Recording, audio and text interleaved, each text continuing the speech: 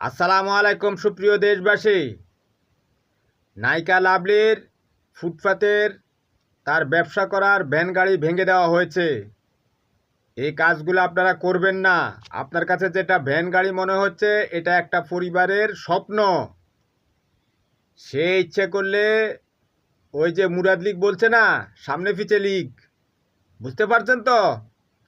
সে ইচ্ছে করলে ওই কাজ করেও সংসার চালাতে পারতো, কিন্তু সে ফুটপাতে দোকান নিয়ে দাঁড়িয়েছে, দেহ ব্যবসা করে না। ফুটপাতের কোনো হকারের দোকান উচ্ছেদ করবেন না, প্লাস্টিকের ফ্যাক্টরি বন্ধ করবেন না, কারণ দেশের মানুষ কর্মহীন হয়ে যাবে। সে তো আর রাষ্ট্রীয় কোষাগার থেকে বেতন পায় না।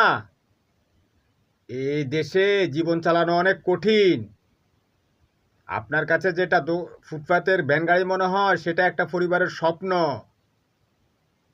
এগুলো